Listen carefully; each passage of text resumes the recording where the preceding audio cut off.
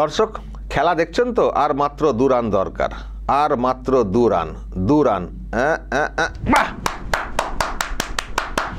ফের ফাইনালে ভারত, ফের ফাইনালে ভারত, মহিলা ক্রিকেট বিশ্বকাপের ফাইনালে ভারত।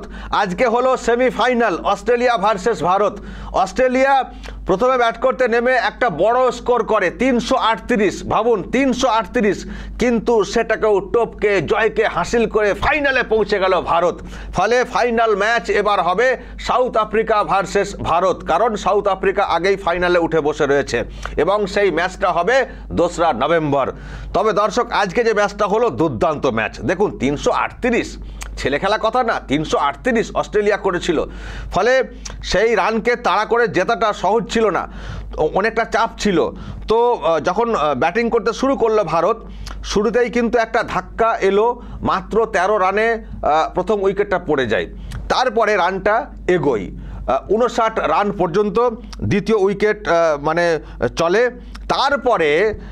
তারপরে ভারতীয় ক্যাপ্টেন এবং জেমাইমা দুজন মিলে যে একটা লম্বা ইনিংস তারা খেললেন, সেটাই কার্যত চাপ মুক্ত করে দেয় ভারতকে। তৃতীয় যে উইকেটটা পড়ে সেটা কিন্তু পড়ে 226-এ, তারপরের যে উইকেটটা সেটা পড়ে 264-তে। তারপরে তো আমরা বুঝতে পারছিলাম যে ম্যাচ এবার চলে এসছে। মাঝখানে খানিকটা টেনশন হচ্ছিল বটে, কিন্তু যেভাবে আমাদের মেয়েরা খেললেন সত্যি দুর্দান্ত, এটা বলার কিন্তু কোনো অপেক্ষা রাখে না।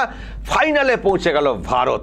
ফলে দর্শক ভারত যে কোনো জায়গাতে, যে কোনো প্ল্যাটফর্মে, যে কোনো সেকশনে ভারত কিন্তু তার যে দক্ষতা সেটা কিন্তু দেখাচ্ছে।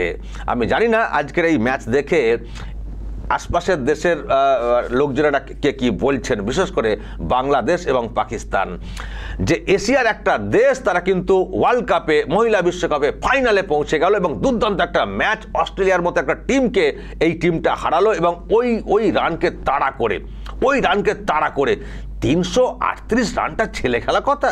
338 এবং প্রথম উইকেটটা 13 রানে পড়ে গেছিলো, সেকেন্ড উইকেটটা 59-এ পড়ে গেছিলো। সেখান থেকে রানটাকে তাড়া করে নিয়ে আসা ছেলে খেলা কথা না। আমি তো বলবো পুরুষদের যে ক্রিকেট সেখানে যারা খেলেন তারাও হয়তো অনেকে লজ্জা পাবেন যে মেয়েরা কি করলেন এটা, ভারতীয় নারীরা কি করলেন এটা, তাদেরকে শক্তি তারা দেখালেন যে ওই রকম একটা রান অস্ট্রেলিয়ার মতো একটা টিমের কাছে। দেখুন কেউ বলবেন ক্যাচ পড়েছে, ক্যাচ পড়া তো ম্যাচের অংশ, সেটা ওইসব ধরলে হবে না। সব টিমেরই ক্যাচ পড়ে, ওইসব মানে মিসফিল্ডিং যে ব্যাপারগুলো সেগুলো ও হয়, ওটা খেলার অংশ, ওটা বলে কিছু লাভ নেই। জেতাটাই হচ্ছে সব থেকে বড় কথা এবং টেম্পারমেন্ট ধরে রাখা। এরকম একটা লম্বা স্কোর ছেলে খেলা কথা, 338কে টপকে 339 টার্গেট ছেলে খেলা কথা।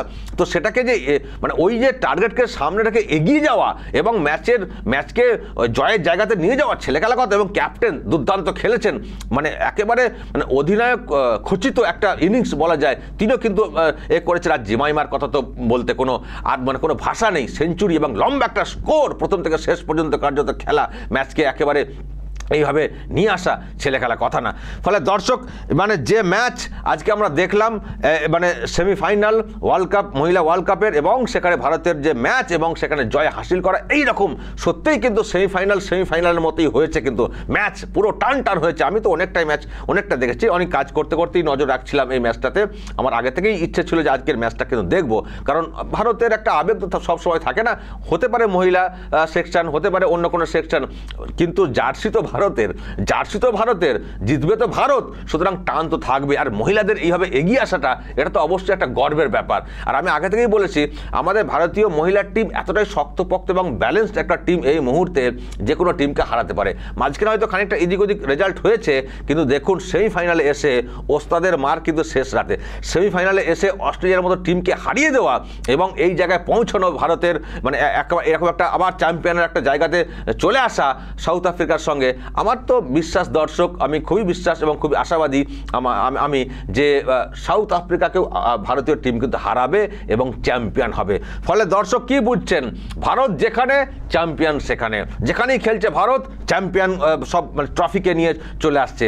আবার কেউ চ্যাম্পিয়ন হলে আবার ট্রফি না দিতেও চায় না, লুকিয়ে নিয়ে পালিয়েও যায়। যেমন এশিয়া কাপে যেটা হয়েছে, এশিয়া কাপে মানে পাকিস্তানের যিনি নাকভি, উনি এশিয়ান ক্রিকেট কাউন্সিলের প্রেসিডেন্ট আছেন বলে ওনার হাত থেকে ট্রফি আমাদের ভারতীয় যারা তারা নেবেন না বলেছিলেন বলে উনি ট্রফি দিয়ে পালিয়ে গেছেন। আরে আপনি ওই পদে রয়েছেন, আপনার হাতে না যদি না নেওয়ার কোনো ব্যাপার থাকে, এবং না নেওয়ার কারণও তো আছে না, যা করেছেন আপনারা ভারতকে যেভাবে আঘাত করেছেন কাপুরুষের মতো, আপনাদের হাত থেকে কি ট্রফি নেব, আপনাদের সঙ্গে কোনো কুশল বিনিময় হবে না। তো আপনার কি উচিত ছিল, এটা তো মানে আবেগটা তো মানে বোঝা উচিত ছিল না, কারণ চ্যাম্পিয়ন যখন হয়েছে ভারত সেখানে ট্রফিটা তো দিতে হবে না, আমি দেবো আমার হাত থেকে না নিলে দেবো না, কি আনাড়িপনা।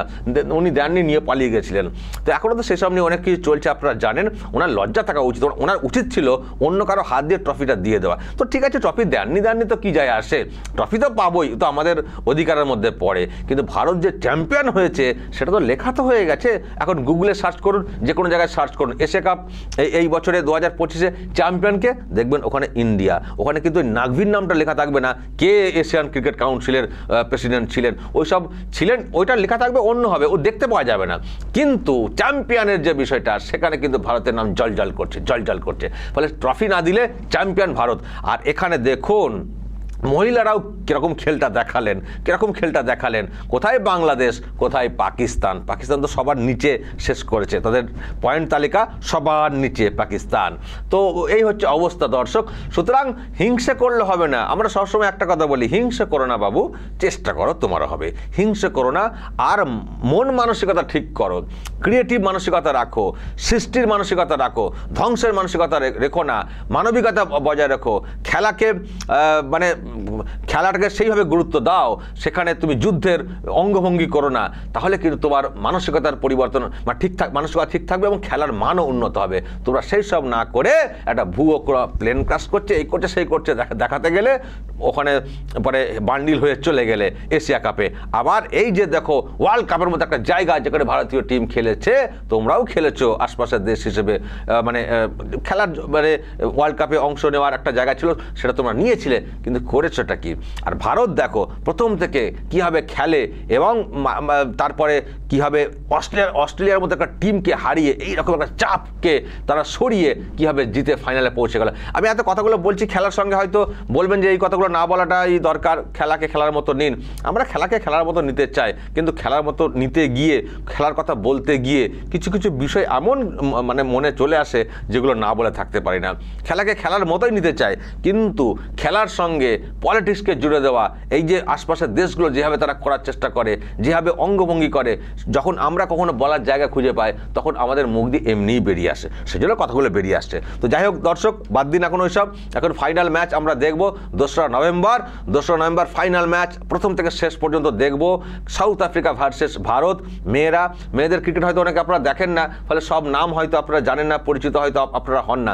দেখবেন মহিলাদের শট, দেখবেন টেকনিক্যাল, হয়তো মাপজোপে শটের 4 ছক্কার মাপজোপে হয়তো সামান্য এদিক ওদিক হতে পারে, আমি এক্স্যাক্ট লেন্থ বলতে পারবো না, কিন্তু মারের টেকনিক দেখলে কিন্তু আপনার পুষিয়ে যাবে, মারের খেলার ধরন দেখে কিন্তু আপনাদের পুষিয়ে যাবে, যে ছেলেরা পুরুষের যে ক্রিকেট হয় যেভাবে শট নেন, মেয়েরাও কিন্তু সেইভাবে এগিয়ে এসে কীভাবে 6 মারছেন, 4 মারছেন, টেকনিক্যাল খেলাগুলো খেলছেন, সুইপ করছেন, রিভার্স সুইপ, কত রকমভাবে আপনারা দেখতে পাবেন যে ক্রিকেটের যেসব ভাষা আছে না শটের, সব রকম শট কিন্তু আপনারা মহিলা ক্রিকেটেও দেখতে পাবেন। ফুল টাচ বলগুলোকে কীভাবে মারছেন, গুড লেন্থ বলগুলোকে কীভাবে মারছেন, সব রকম আপনারা দেখতে পাবেন যে মেয়েরা কতটাই তারা পক্ত হয়ে গেছেন ক্রিকেটে। সব ধরনের শট কিন্তু আপনারা দেখতে পাবেন, এবং বোলিং সাইডও কিন্তু আপনারা দেখতে পাবেন। ফলে দেখবেন মেয়েদের খেলাটাকে উৎসাহিত করবেন। আপনারা অনেক আগে যখন খেলা দেখতেন মেয়েদের ফুটবল ক্রিকেট, তখন অনেকটাই কিন্তু নিম্নমানের ছিল, অনেকে বলতেন বেলে খেলা টাইপের। কিন্তু এখন খেলার মান যে জায়গায় পৌঁছেছে না, দেখছেন তো মাঠে দর্শকের সংখ্যা দেখছেন, খেলার মাঠে মহিলাদের ক্রিকেটে একটা সময় এইরকম দর্শক সংখ্যা কি হতো, কিন্তু এখন দেখুন দর্শক সংখ্যাও কীভাবে মাঠের মধ্যে বাড়ছে, মেয়েরাও খেলার প্রতি উৎসাহিত হচ্ছেন না। সুতরাং আর খেলা দেখতে ভালো লাগছে, মেন কথা খেলা এই যে আমি দেখলাম টান খেলা হয়েছে, দেখতেও ভালো লাগছে। তো দেখবেন খেলার জনপ্রিয়তা বাড়বে, ভারতেরও আরও নিজেকে এক্সপোজ করার আরও আগ্রহ জাগবে মহিলাদের সেকশনটা দিয়ে। সব মিলিয়ে ভারতের পরিচিতি আরও বাড়বে। মহিলা ক্রিকেট যদি একটা বিশ্বের দরবারে সত্যিই পুরুষ ক্রিকেটারদের মতো একটা ওরকম জায়গা পায়, ভারতেরও সম্মান বাড়বে। আর ভারতের সম্মান বাড়লে আমাদের আরও গর্ববোধ হবে। আমরা চাই যে কোনো প্ল্যাটফর্মে, যে কোনো সেকশনে, যে কোনো জায়গাতে ভারত যাক সবার শীর্ষে, শ্রেষ্ঠ জগৎ সবাই শ্রেষ্ঠ আসনটা ভারতকে সবসময় নিতে হবে, এটাই তো তো আমাদের টার্গেট। ফলে আমরা কেন দেখব না, উৎসাহিত করব না, বা ছেলে মেয়েদেরকেও ওদিকে একটু ঝুঁকতে বলবো না? কেন ভিডিও গেমে সবসময় ছেলে মেয়েদেরকে ঝুঁকতে বলবো? মাঠে যাও, মাঠে যাও, মাঠে যাও, খেলাধুলা করো। তার সঙ্গে যদি তুমি নিজেকে এমন একটা জায়গায় আনতে পারো, তার জেরে যদি দেশের সম্মান আসে, তার থেকে গর্বের আর কি হতে পারে? দর্শক বলবেন, আপনারা যারা খেলা দেখেছেন তারা বলবেন, যারা দেখেননি রেজাল্টটা শুনে বা দেখে কি বলবেন অবশ্যই বলবেন দর্শক, এবং আশপাশের দেশের রিয়াকশন সম্পর্কেও বলতে পারেন। আমি জানি না তারা আবার কি বলছেন। তো যা বলার বলবেন দর্শক, এবং নজর রাখবেন আরামবাগ টিভিতে।